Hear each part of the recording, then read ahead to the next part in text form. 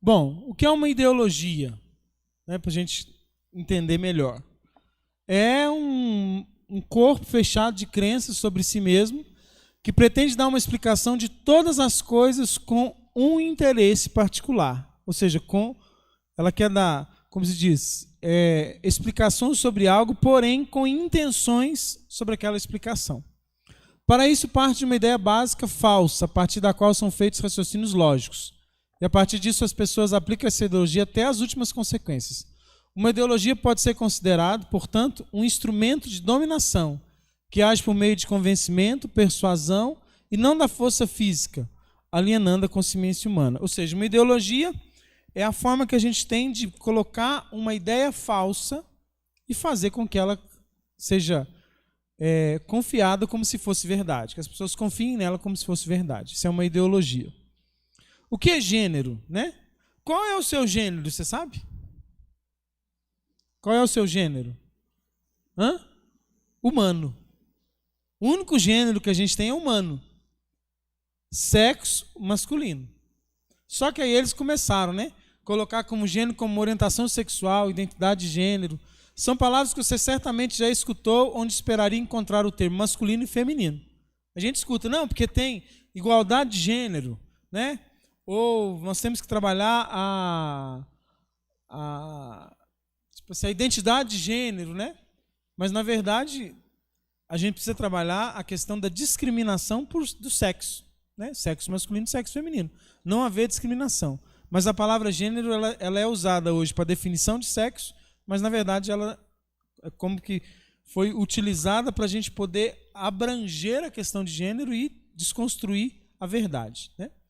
Cuidado, porque esses novos termos no linguajar social podem tentar esconder uma ideologia que visa desconstruir o modelo de família e sociedade como conhecemos hoje. A ideologia de gênero é uma tentativa de afirmar para todas as pessoas que não existe uma identidade biológica em relação à sua sexualidade. Quer dizer que o sujeito, quando nasce, não é homem nem mulher, não possui um sexo masculino ou feminino definido, pois, segundo os ideólogos de gênero, isso é uma construção social, diz o médico chileno especialista em bioética, Dr. Christian Schneck. Para a teoria de gênero, vamos dizer que não é uma ideologia, para a teoria de gênero, ninguém nasce homem, ninguém nasce mulher. Isso é uma construção social.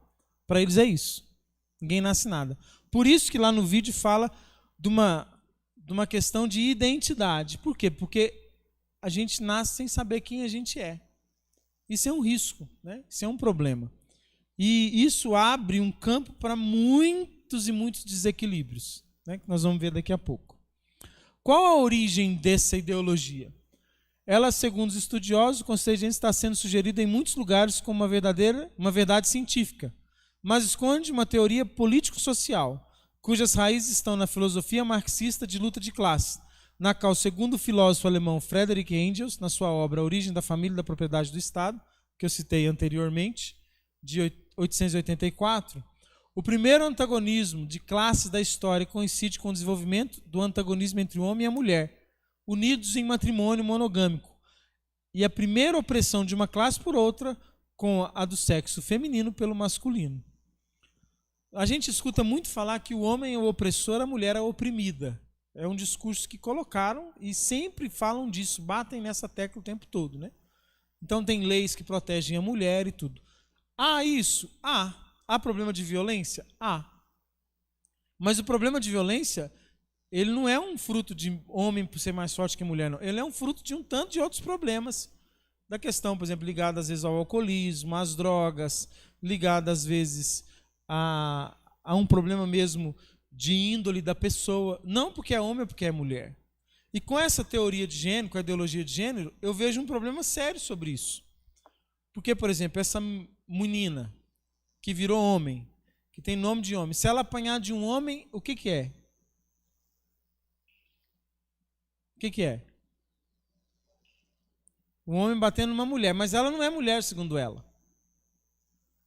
Vocês estão entendendo? As crises de identidade que a coisa vai criando. A gente entra num campo, porque assim, aqui, gente, não estou falando de opção sexual. Nós vamos ter uma formação só sobre isso. Eu estou falando de uma questão de identidade. Esse negócio de ninguém ser homem, ninguém ser mulher, porque o homem oprime a mulher. isso vai piorar, porque se a mulher começar a ser igual ao homem, o homem igual à mulher, aí sim nós não vamos poder preocupar com as diferenças. Um homem bater numa mulher não tem problema, porque não tem diferença. Porque se o homem falar que ele é uma mulher batendo numa mulher. E quem vai falar que ele não é? Porque se aquilo ali está certo, eu sou uma mulher e me construir como um homem, mas eu sou mulher. E agora eu quero espancar essa outra mulher. É uma briga de duas mulheres. E aí? Vocês estão entendendo a crise de identidade que causa e um desequilíbrio total, né? Só que isso tudo foi para desculpa de a mulher era oprimida pelo homem. Então nós temos que construir essa ideologia para poder desconstruir essa opressão. Só que na verdade está oprimindo mais do que se falava de opressão anteriormente. Foram 4 os pilares dessa ideologia. Como que ela nasceu, né? Ela existe, tudo. Não, existe. Como que ela nasceu? Primeiro, são as feministas, que falaram o que se devia fazer. Depois, os sociólogos, que falaram onde se tinha que fazer.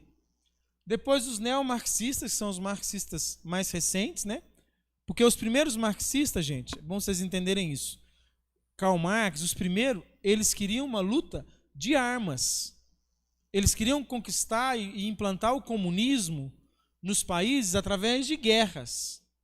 Né? No entanto, Lenin, Stalin, né, eram verdadeiros marxistas que implantaram comunismo em vários países, na Alemanha, na Polônia. Né? Eles eram marxistas. E até aquele momento, os marxistas raízes, vamos dizer assim, eles trabalhavam com guerras, com exércitos.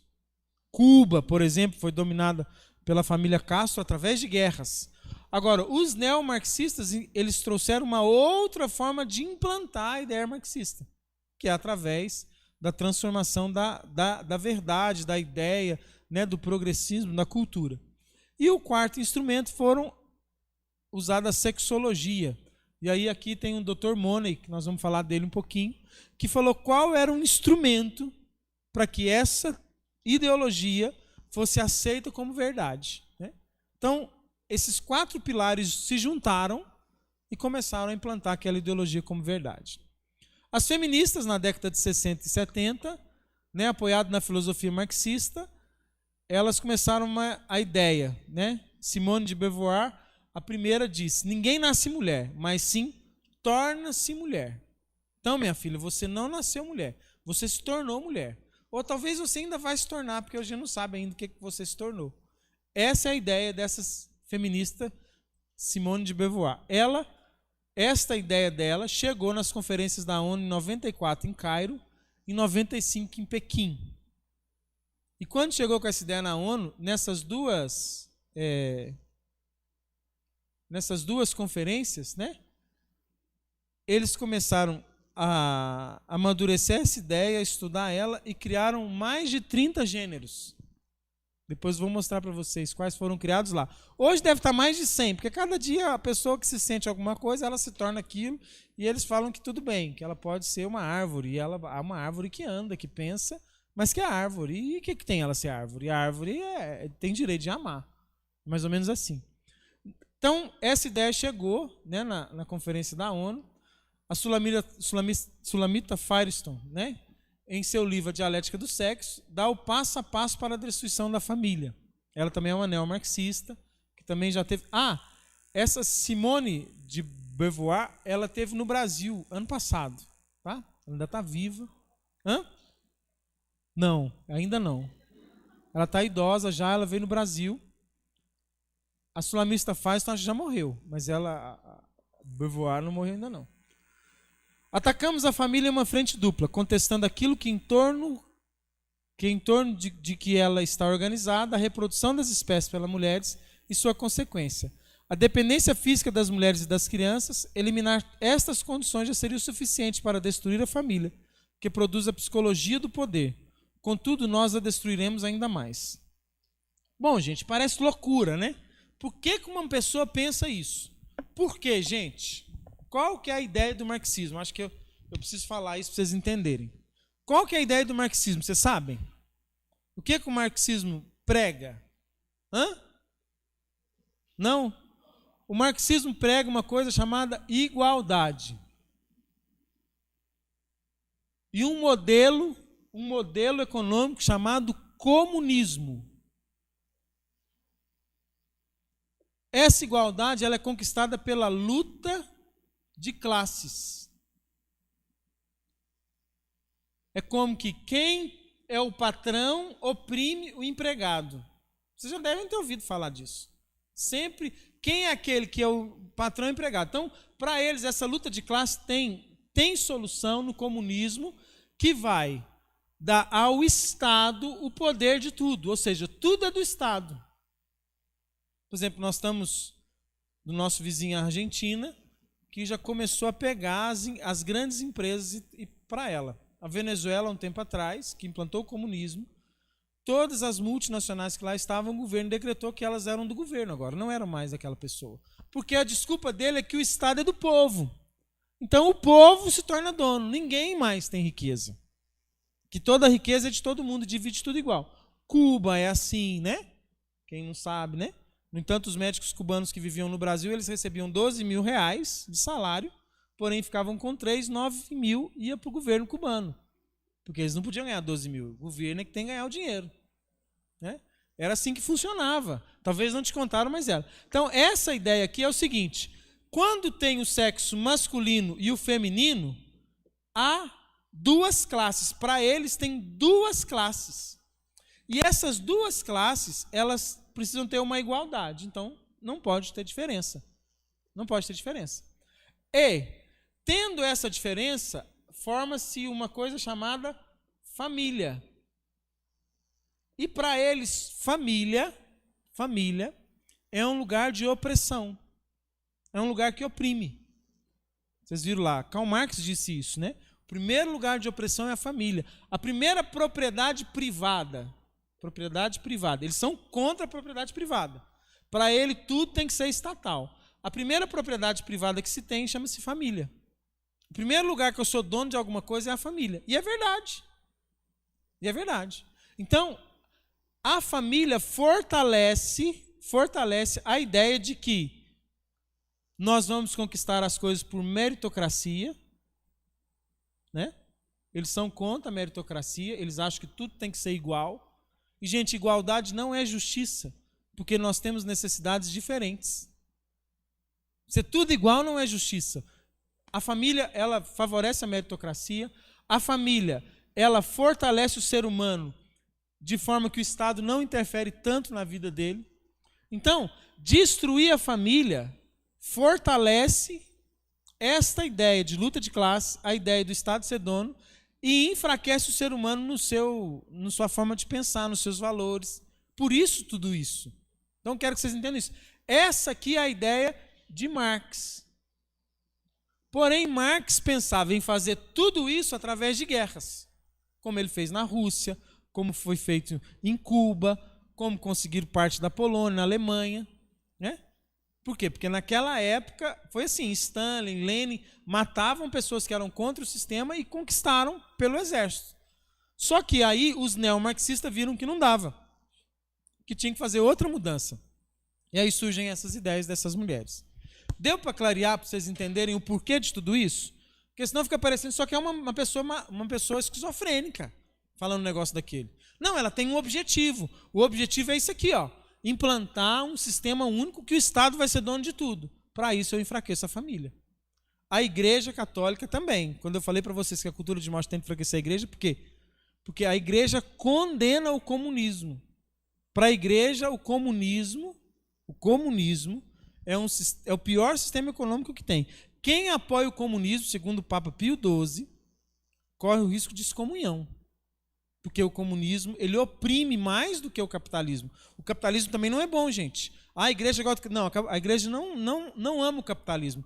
Porém, o comunismo é pior. Dos males, o menor é o capitalismo. Para a igreja, a forma econômica de governar para a igreja é a partilha. É onde cada um vai conquistar aquilo que tem por mérito, né? Mas que ao mesmo tempo vai aprender a partilhar parte do que tem com aqueles que precisam. Esse é o modelo econômico da igreja, né? O modelo econômico que a igreja tem. Mas, por causa disso daqui, é que essa mulher, por exemplo, e todos esses outros pensaram na questão de gênero. né, para implantar o comunismo. Os sociólogos, que é o segundo pilar, Kingsley Davis, que já falamos dele, contraria o pensamento do pai da sociologia, Auguste Comte, de que a sociologia não deve afetar a sociedade. Davis, por sua vez, aponta que a verdadeira sociologia deve afetar a sociedade através dos usos, costumes e leis. Ou seja, os usos que cristalizam os costumes, que por sua vez fundam as leis.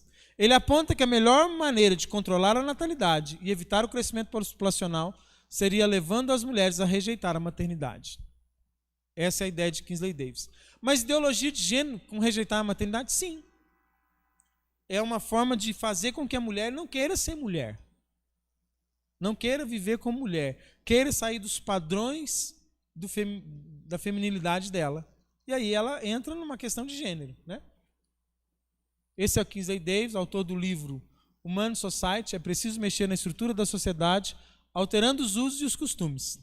Ao que ele fala nesse livro dele. É preciso também mexer nas normas sexuais, no comportamento sexual das pessoas.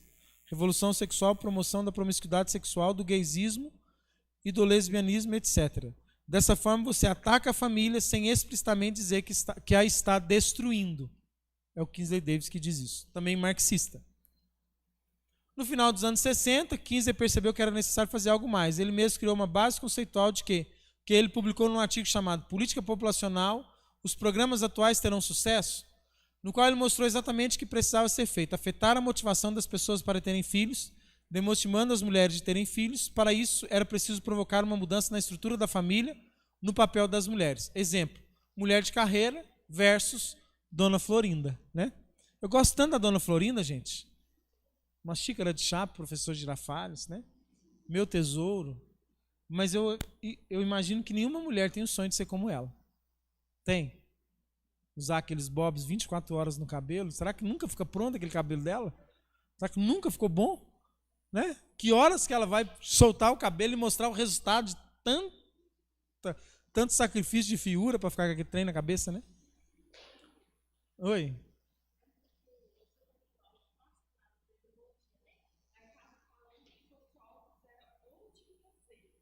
Isso. Onde fazer aqui, ó, que ele fala, ó. Fazer cadê? Por sua vez, nesta. Fala das leis, cadê, gente? Nesse, né? Aqui, ó. Isso. Não, fala das leis, Jesus. Gente, agora. Aqui, ó.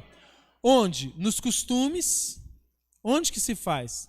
Como se faz? O que fazer? O que fazer as feministas falaram. Mudar, né, o conceito de que ninguém nasce nada. Esse é o que fazer. Onde? Nos costumes, nos usos e nas leis. Onde fazer, tá?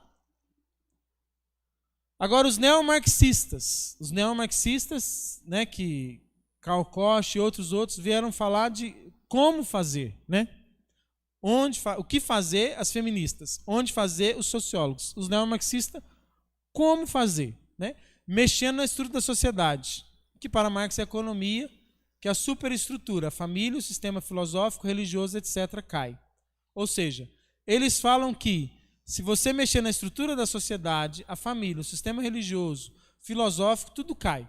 É preciso alterar a superestrutura, revolucionando as leis, conceito de família, a própria religião a partir de dentro. Entrar na religião e mudar a religião por dentro. Um comunismo católico, por exemplo, que existe já, ou um comunismo evangélico. Fazer um verdadeiro cavalo de Troia. É preciso tirar a autoridade do pai e da mãe, não permitir que eles eduquem seus filhos. É preciso destruir também o poder da igreja sobre as pessoas, da escola como formadora de pessoas livres, fortes e com convicções e valores sólidos. É preciso, por fim, alterar a legislação, como nos planos nacional, estaduais e municipais de educação. Mas eles já fizeram muito. A autoridade do pai e da mãe cada vez diminui, né? Nós temos no Brasil a lei da palmada. Bom, eu sou contra bater em filho de forma covarde, né? Bater com raiva. Mas de vez em quando uma tapa na bunda não mata ninguém. Eu tomei muito mais do que tapa na bunda e ajudou bastante. Então, assim, nós temos leis assim, que o pai não pode, por exemplo, dar uma palmada no filho, que é a lei da palmada. Nós temos no Brasil, né? Nós temos várias e várias movimentos dentro do nosso parlamento que querem fazer com que tudo aí se faça real. Por exemplo, agora o último, o ministro Fachin, do Supremo Tribunal Federal, quer que se fale menos de Deus dentro do parlamento. Que quer, inclusive, que nas igrejas, nos templos, não se fale de política. Ou seja, a religião é uma coisa, política é outra, não pode falar disso. O que é isso? Isso é uma forma de controlar a religião, de impedir que a religião entre em certos ambientes. O ministro Fachin, do Supremo Tribunal Federal, marxista comunista. É só você pegar o que ele era antes de ser ministro do Supremo, que você vai saber quem ele era, o que ele fazia, né? Matar um bebê pode. Mas tudo, na verdade, não é nada que eles acreditam. Eles querem fazer com que a ideia deles aconteça. Os meios podem ser o aborto, pode ser a ideologia de gênero. O importante é o fim. Para o marxismo é isso. Vou dar um exemplo da Rússia. A Rússia, ela usou de todos esses meios para chegar ao comunismo no poder. Quando chega no poder, todos esses que os ajudaram são colocados de lado. Na Rússia não pode ter parada gay, sabia? Proibido. Mas antes deles entrarem no poder, eles queriam. Em Cuba não pode ter nenhum tipo de movimento LGBT em Cuba. Qualquer tipo de movimento desse, você pode ser preso e até condenado à morte num país comunista. Mas eles precisam desse movimento enquanto? Enquanto querem destruir a família, enfraquecer a família para chegar no poder. Depois que chegou no poder, aí tudo bem. Aí agora a gente quer do jeito nosso, né? Karl Koch é preciso alterar a estrutura, revolucionando a religião, as leis e a família. A terceira revolução viria com o pensamento neomarxista, né?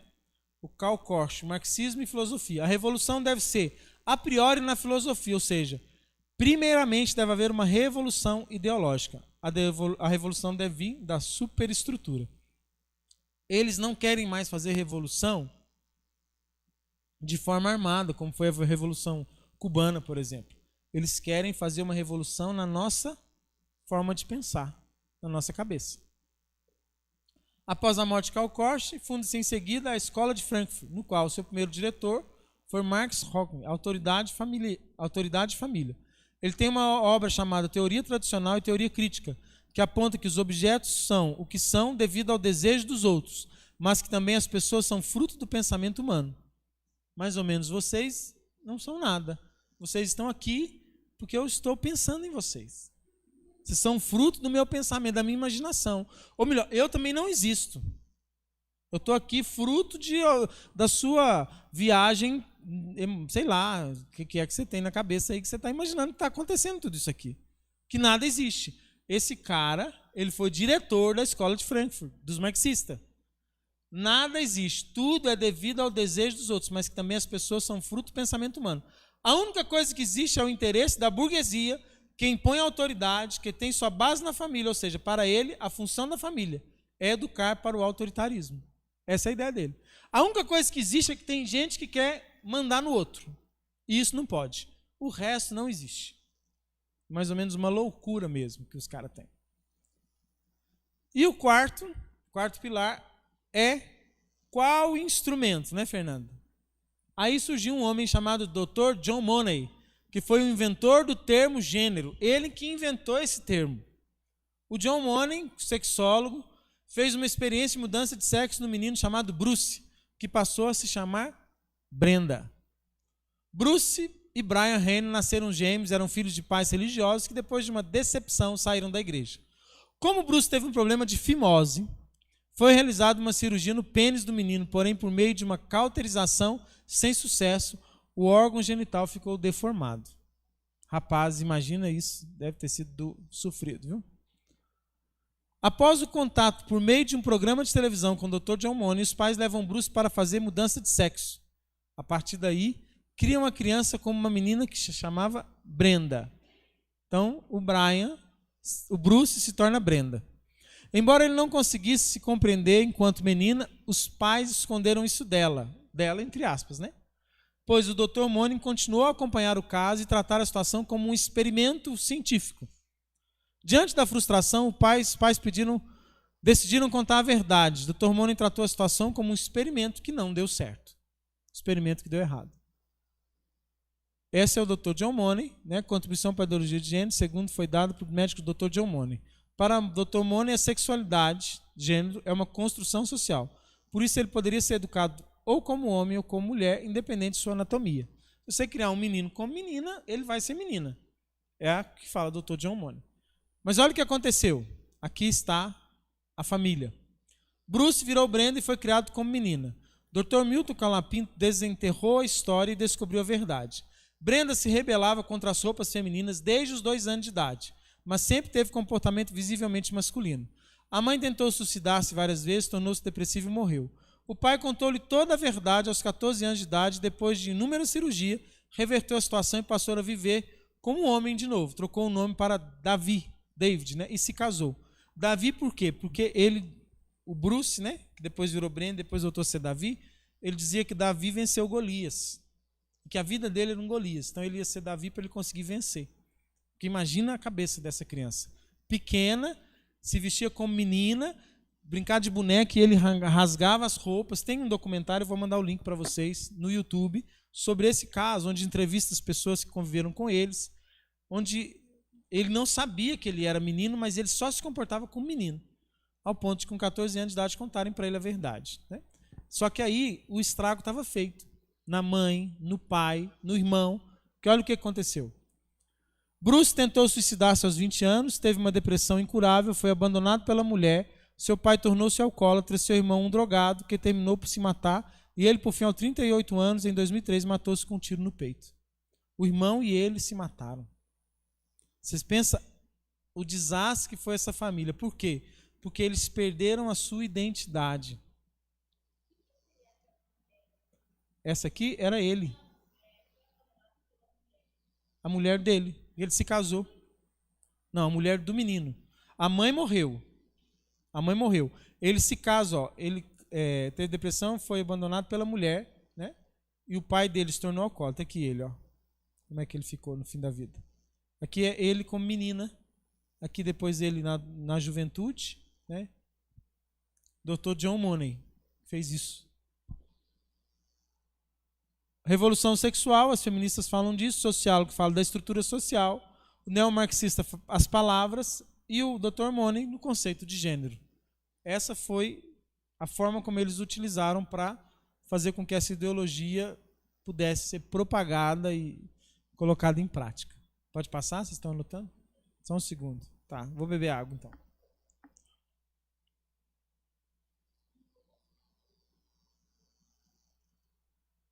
O que foi, Fernando? Tá boa, eu gosto de gelada mais, não. Pode ir agora, Thaís? Quem falou, peraí? O Luiz Fernando? Lois? Lois? Hã? O que foi? Pronto? Ô, gente, não dá para vocês ficarem anotando nessa vagareza, não. Depois copia. A ideologia de gênero hoje. Estuda assim, né? Hoje. Essas contribuições foram juntadas e costuradas por Judith Butler, que escreveu o livro Gender Trouble. Aqui a autora expõe a ideologia de gênero como ela vem sendo proposta hoje. Foi ela que introduziu o conceito de gênero na ONU em Pequim, em 95. Mas somente em 2007, ela e os defensores dessa ideologia explicaram que era gênero, tido como uma experiência interna, individual e profundamente sentida em relação a gênero. O que eles falam? Judith Butler fala da teoria queer. O que é queer? Que a gente pode ser o tempo todo qualquer coisa. Que eu posso mudar toda hora. Que eu sou o que eu sinto. Isso é queer. Eu não me defino, eu não sou uma pessoa possível de ser definida. Né? Ou seja, eu nunca vou ser nada. A verdade é essa. O conceito de heteronormatividade são as traves que são colocadas na identidade humana. Né? Exemplo da árvore, né? A pessoa que quer ser árvore. Esse termo heteronormatividade, vocês vão encontrar, quem está na faculdade vai encontrar em muitos termos. Precisamos combater a heteronormatividade. Isso tem escrito em fora de coisa de faculdade. Hã? Heteronormatividade. É como assim, que só a pessoa hétero que é verdade. Precisa combater isso, né? Vocês vão encontrar isso muito. Determinismo biológico e anatômico, ou seja, ou se é homem ou mulher. Elas também combateram isso. Você não tem um gênero, mas é uma identidade evanescente, ou seja, você troca toda hora. Um gênero é sempre um fazer. O que há é a ação. Ou seja, não é o que eu sou, mas o que eu faço. Então, assim, eu sou o que eu faço. Se eu mudo o que eu faço, eu mudo quem eu sou. É isso que é a teoria queer dela. E não há um ser antes do fazer. Ou seja, antes de eu fazer alguma coisa, eu não sou nada. E é mentira. Deus, quando nos cria, Deus, quando pensa o ser humano, e o ser humano em si, os grandes filósofos, fala que, independente do que eu faça, eu sou. Né?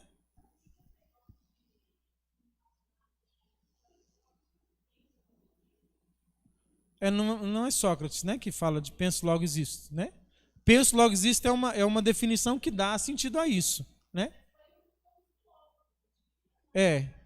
Hã? Não, penso, logo existo já é uma coisa mais moderna. Platão, Sócrates são os filósofos mais clássicos. Eles não trabalhavam com penso, logo existo. Não sei se penso, logo existo é Kant, não sei. É mais recente. Que é onde eles usam até, inclusive, para o aborto. Porque se a criança ainda se é um fetozinho que não pensa, não existe. Entendeu? E é essa ideia também, assim. Eu preciso ser produtivo, eu preciso fazer algo para eu existir. Entendeu? Então, por exemplo, assim, em relação a quem eu sou, homem ou mulher, enquanto eu não fizer nada... Descartes, olha lá, o Descartes. Quando foi isso? Tem um ano? Deve ter. Tá vendo? Bem depois de Sócrates e Platão, que são mais antigos, né? Sócrates e Platão é bem anterior a isso. Sócrates e Platão, gente, são filósofos que não eram cristãos, mas que toda a filosofia deles é compatível com a fé cristã. Toda.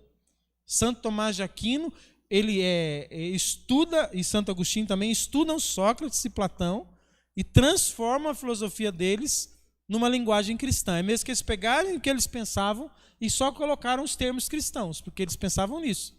Que o fim último é um ser além de nós, que toda a natureza ela vem de uma natureza maior, que é Deus, entendeu? Toda essa ideia de Platão e Sócrates.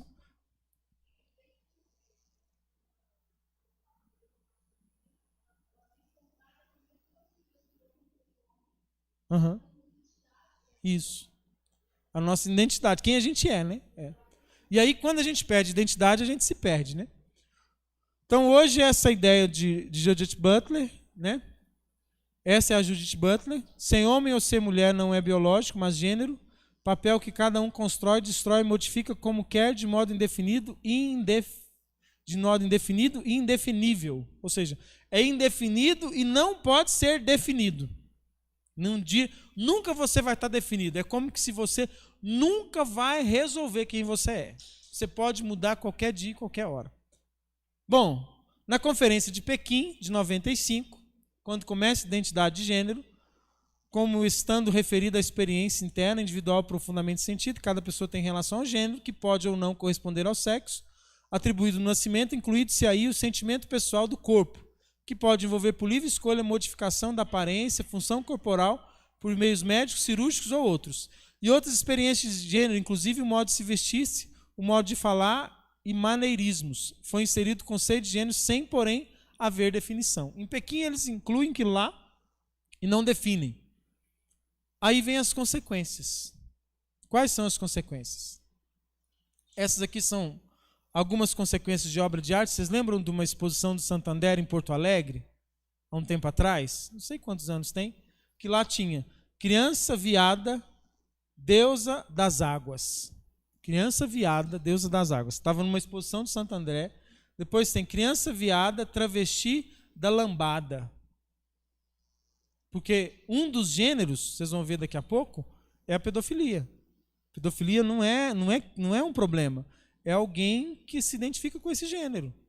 Um é homem, outro é mulher, outro é pedófilo, outro ama cachorro, outro ama árvore, e assim por diante. Né? Aqui, nós temos uma imagem de Nossa Senhora.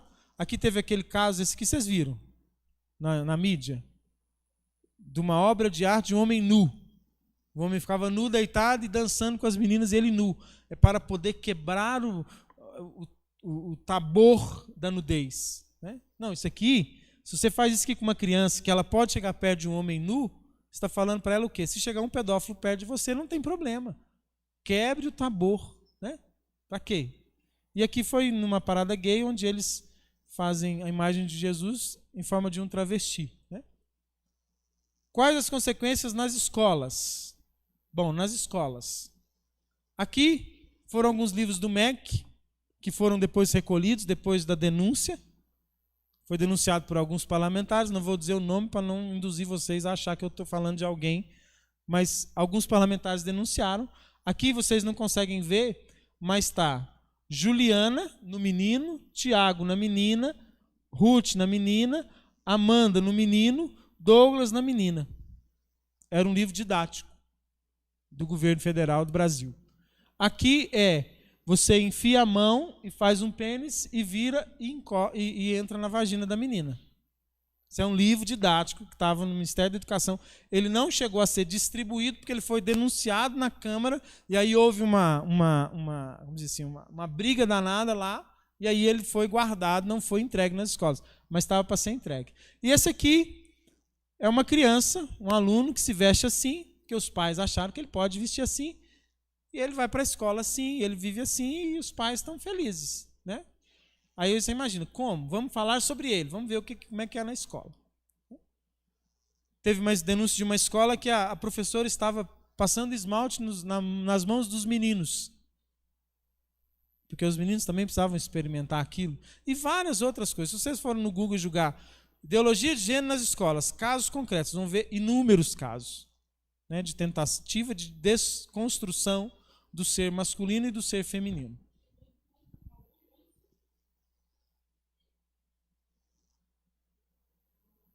Pode falar. Sutis, né? Sutis, com as crianças, principalmente, muito simplesinho, assim. Por exemplo, tem um que é um leão, uma historinha de um leão, aí o leão gosta de usar brinco, de passar esmalte. Isso. Então, no livro, né? que se a gente não perceber... Esses aqui foram os mais gritantes que conseguiram tirar. Mas tem muito material didático para crianças hoje que vem com mensagens subliminares que vão desconstruindo isso, né? Da masculinidade. Gente, a masculinidade está em crise, né? Eu falei para vocês no primeiro módulo. E muito dessa desconstrução, de que não precisa disso tudo, né? Então, essas aqui são as consequências na escola. Quais as consequências da ideologia de gênero na sexualidade humana? Para eles é o seguinte: homem e mulher é aquilo que você quiser ser. Você que decide. Orientação sexual é outra coisa. E sexo biológico é outra coisa. É como se nós fôssemos três coisas diferentes. O que eu quero ser e eu decido.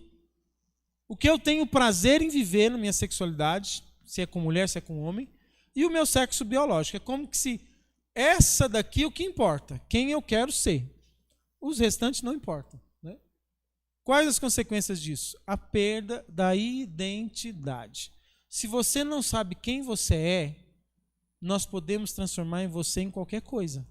Concordam comigo? Quem não tem enraizado em si a sua identidade, quem a pessoa é, o que ela acredita, o que ela pensa, os seus valores, ela é mais fácil de ser manipulada. Só que o problema disso é que isso vai destruir a própria pessoa. Porque, gente, nós temos uma natureza, e tudo que se faz contra a sua natureza é às vezes até irreversível. E pode causar desastre. A gente não fala tanto da ecologia, e realmente temos que preocupar em preservar, em cuidar da natureza, não é assim? Porque isso pode vir contra nós mesmos. Por exemplo, a gente tem muito problema hoje no mundo de alagamentos. Alagamentos é fruto de asfalto. Quanto mais se asfalta, mais alagamento tem. Por quê? Porque o solo puxa água. É fato. Entenderam? Essa é a consequência da cidade. Então, eu sou contra fazer asfalto? Não, eu acho que tem que fazer asfalto, mas tem que fazer forma de tirar a água dali, porque senão vai alagar tudo. É preciso fazer a coisa bem feita. Ou seja, se a gente faz algo contra a natureza, esse algo vem contra nós. Alterar a natureza do ser humano, que é o seu sexo biológico, alterar ele, a consequência vem contra você mesmo. Vem contra a própria pessoa. Porque eu estou alterando a natureza. Se eu alterar a natureza em relação ao clima, eu estou alterando algo que vai vir contra, a consequência vem contra eu mesmo. A sua natureza de pessoa humana, ela já nasce definida quando você nasce. A sua opção de viver, né, em relação a gostar de homem, gostar de mulher, isso é uma opção sexual que não tem nada a ver com quem você é. É isso que eu quero que vocês entendam. Aqui não estou falando mal ou condenando em si, né? Nós vamos falar disso depois. Em si a homossexualidade. Não. A homossexualidade é um homem que tem atração por outro homem. Não é um homem que vira mulher. O problema maior é quando o homem quer virar mulher. Esse é o problema. Esse é o problema da identidade. Entenderam? Por quê? Porque não tem jeito de irmos contra a natureza. Bom, quais que foram os problemas das consequências da ideologia de gênero nos países que foi acolhido? Isso aqui saiu lá ONU, em Pequim. Eu vou ler para vocês alguns gêneros, né? Aqui tem androgyne, tem... Está em outra língua. Tem vários gêneros. Dentre eles tem gente que se identifica com bicho, gente que se identifica com morto, gente que se identifica com planta, gente que é com criança, e assim vai. Entendeu? Eu tenho atração por bicho, então o meu gênero é gostar de bicho. Zoofilia. Eu gosto de gente que morre. Tem gente que gosta de ter relação sexual com cadáver. Né? Imagino que não deve ser nada bom, mas tem gente que gosta. E aí criaram um gênero para isso. E aí são diversos gêneros. Homem de 52 anos, agora alguns exemplos. Larga a família para assumir identidade de menina de 6. O canadense Paul era casado, tinha 7 filhos, quando tentou suicídio 2 vezes. Ele acabou achando experiência em uma comunidade de transgêneros de Toronto, no Canadá. Com isso, Paul, de 52 anos, largou a família e passou a se reconhecer como uma menina Stefankine, de apenas 6 anos. Agora ele vive com o pai e a mãe adotivos. Ele foi adotado, gente. Usa roupas infantis e passa seu tempo brincando e colorindo com seus pais. Eu acho que pior do que ele é os pais que adotaram ele. Para mim é pior. Eu ia adotar para dar umas palmadas, umas chicotadas, vira. Então, tem nome e sobrenome, só você procurar e confirmar. Nome e sobrenome. Na Noruega, pais pedem a guarda dos filhos por serem muitos cristãos, acusados de radicalismo e doutrinação cristã. Ruth e Marius Bordnarium foram afastados dos seus 5 filhos pelo Departamento de Proteção à Infância. Na Alemanha, pais são presos porque os filhos não querem assistir aulas de orientação sexual segundo ideologia de gênero. Essa família aí. Na Holanda, a ideologia de gênero e suas consequências na civilização. Agora é a vez da poligamia. Esse povo tudo é casado entre eles. Aqui é todo mundo, marido, mulher, mulher do marido, marido da mulher. É isso. No Brasil já tem, no Facebook, uma comunidade de pessoas que querem viver um amor de poligamia. Não querem ficar casados só com uma, não. Para que um só? Não, vamos juntar mais gente. Eu fico pensando que esses caras é mais homem, porque uma mulher já dá trabalho com força. Imagina 2. Não é brincadeira, não. Só que ali, gente, não tem assim, ela relaciona com ela, ele com ele, tá entendendo? É tudo com todo mundo, é uma verdadeira suruba. Viram falar nessa suruba? É isso aqui. Aí eles põem nome bonito para suruba. Poligamia. É isso que chama. Safadeza. Quais as consequências da ideologia de gênero no esporte? Aqui é que eu vejo que o movimento feminista não se preocupa com vocês, mulheres. Ele não está nem aí para as mulheres. É aqui, no esporte. Conhecem a Tiffany? Viram falar dela? A Tiffany, na verdade, não é Tiffany. Ela é um homem que fez uma cirurgia, né?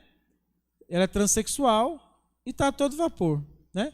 A ex-jogadora de vôlei Ana Paula, em uma carta aberta publicada pelo jornal Estadão, questiona os atletas transexuais não teriam vantagem sobre as jogadoras mulheres, uma vez que, apesar da transição, eles nasceram e se desenvolveram com características biológicas de um homem, principalmente a força.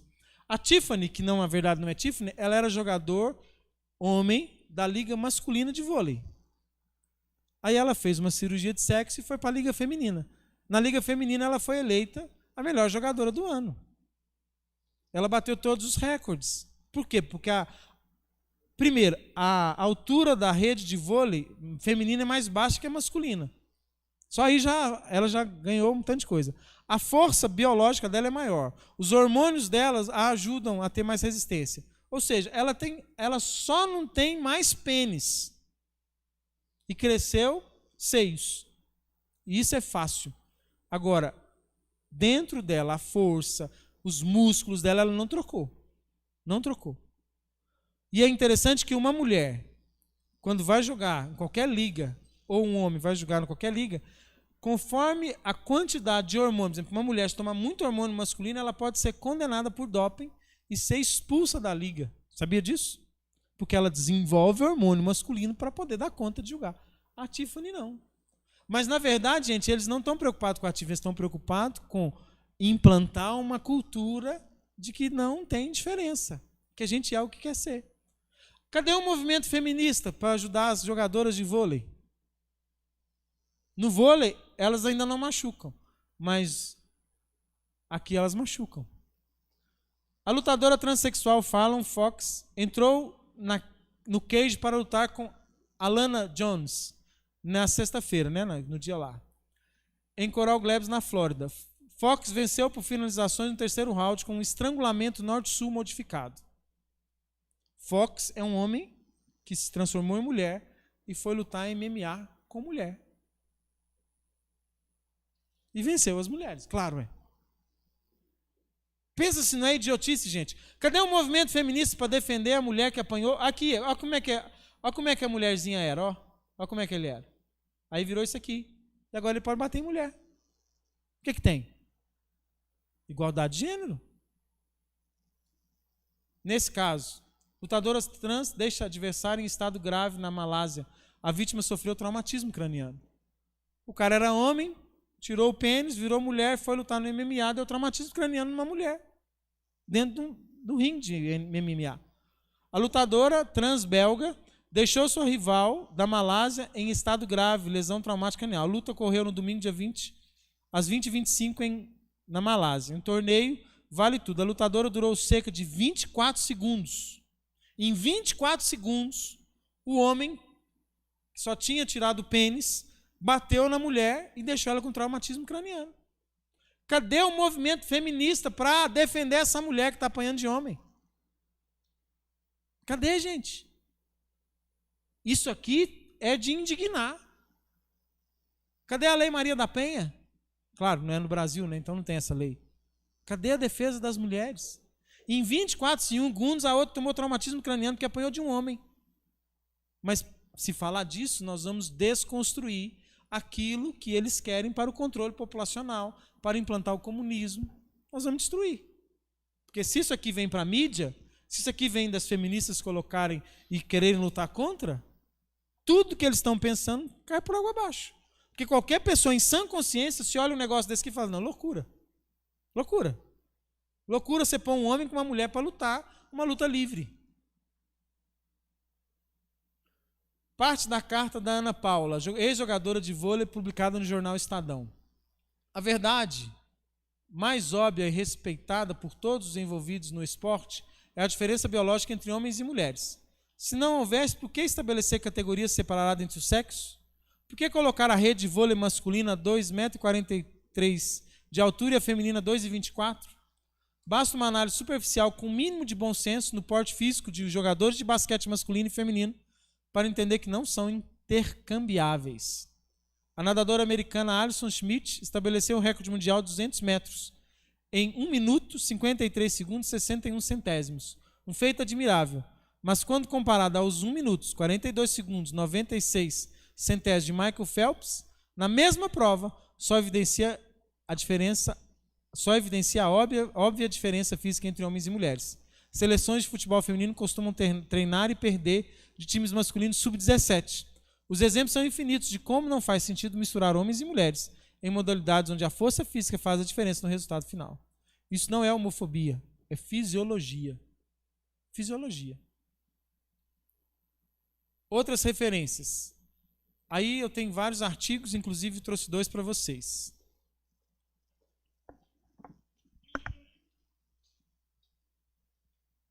Distribui para mim, Marçal. A carta da Ana Paula na íntegra, da ex-jogadora de vôlei, que não é uma carta religiosa, e uma publicação da Associação Americana de Pediatria, que a Associação Americana de Pediatria, ela alerta sobre isso, e ela diz que o menino nasce menina, a menina nasce menina, que não existe esse negócio de construção social. Existem depois, claro, e é fato que existe, questões de atração sexual, mas de não ser o que é, não existe, né? Aí tem lá a carta da Associação Americana de Pediatria e da Ana Paula do vôlei, para que vocês possam ler depois. Papa Francisco: uma coisa é compreender a fragilidade humana ou complexidade da vida. Outra coisa é aceitar ideologias que pretendem dividir em 2 os aspectos inseparáveis da realidade. Não caiamos no pecado de pretender substituir-nos ao Criador. Somos criaturas, não somos onipotentes. A criação precede-nos e deve ser recebida como um dom. Ao mesmo tempo, somos chamados a guardar a nossa humanidade. Isso significa, antes de tudo, aceitá-la e respeitá-la como ela foi criada. Aqui tem algumas referências, e aí que eu termino essa parte. Alguma pergunta? Pode fazer no microfone, por favor, para que o pessoal de Uruaçu, né, galera de Uruaçu, possam ouvir. Alguma pergunta?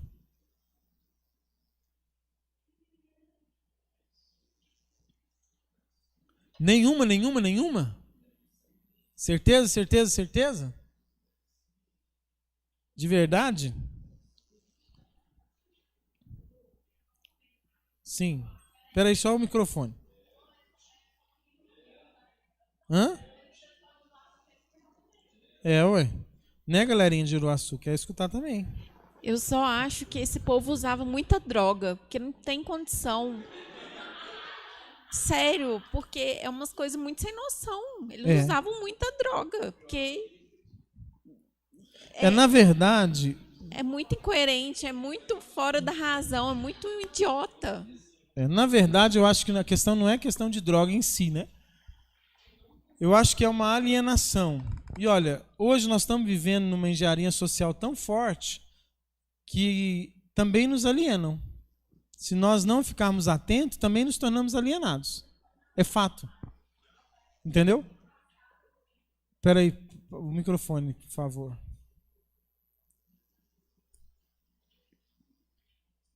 Eu trabalhei na Prefeitura de Belo Horizonte em 1990. Eu entrei na Prefeitura de Belo Horizonte em 1998 na atenção à saúde, numa regional. E, na época, quem tinha assumido o comando pela 2ª vez em Belo Horizonte era o PT. Nós tínhamos vindo de vários desgovernos em Belo Horizonte, era uma cidade falida. Então, o atual prefeito, Célio de Castro, que faleceu no exercício da profissão, ele tinha assumido, e aí, até então, o PT era o que há, né? Mas eu venho de uma família de direita, meu avô sempre expôs muito claramente a posição política dele dentro de casa. E eu, liderada por uma liderança de esquerda, né? Sempre olhando. E agora você falando tudo isso, porque nós começamos a ter problemas em Belo Horizonte com essa questão do homossexual, como tratar. Na atenção à saúde, a gente não olha para o que a pessoa escolhe ser, a gente olha para o indivíduo. Eu tenho que tratar a saúde do cidadão. Ponto. E, naquele momento, nós tínhamos uma área em Belo Horizonte extremamente complicada, no sentido de prostituição mesmo, principalmente prostituição homossexual. E aí começou, quando o Célio de Castro veio a falecer, apesar de ser petista, ele era um pouco conservador, né, do jeito dele, o Pimentel assumiu. E nós já sabemos hoje quem é o Pimentel. E o Pimentel assumiu, e logo em seguida veio um movimento na Prefeitura de Belo Horizonte para deshospitalização psiquiátrica. Nós tínhamos 3 hospitais psiquiátricos em Belo Horizonte, que era o Galba Veloso, o André Luiz, que era até um hospital de cunho religioso, espírita, e o outro hospital que fica ali perto do Maripena, que agora eu me esqueci o nome dele. E veio um movimento de deshospitalização psiquiátrica, porque existia uma informação de que era abusivo. E esse movimento começou em Belo Horizonte e se espalhou pelo Brasil inteiro. Luta antimanicomial. E aí começou essa briga e em 2002 foi feito o que é feito hoje. Existem só só existe um hospital psiquiátrico em Belo Horizonte. E agora, pensando nisso tudo, a gente começa a perceber como que a coisa foi articulada para que muitas dessas coisas não fossem vistas como loucura. E acabaram deturpando mesmo a coisa e eles vão por caminhos... Mas, gente, é muito fácil. Sabe como que eles fizeram a gente não questionar nada disso? Na década de 80, começaram as novelas na televisão aberta. Eu não sei vocês, mas eu acho que a maioria deve ter avós e pais que sentavam na frente da televisão às 6 horas da tarde e até às 9, 10 horas da noite assistindo novela, que era o que se fazia toda noite. Nós tínhamos 3, 4 canais de televisão somente, não tínhamos mais nada, e a gente via televisão, via novela, com super mega produções. Né? Isso não foi no Brasil só, isso no mundo todo, através de filmes e novelas. E ali, de forma sutil, criminosa, eles formaram a nossa mente.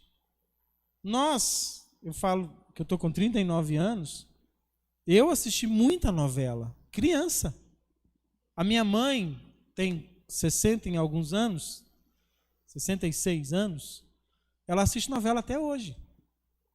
Minha mãe assiste novelas das 6, das 7, das 9, das 11, se tiver da meia-noite, ela assiste da meia-noite, todos os dias. Isso é desde quando eu me entendo por gente. Eu nasci em 81.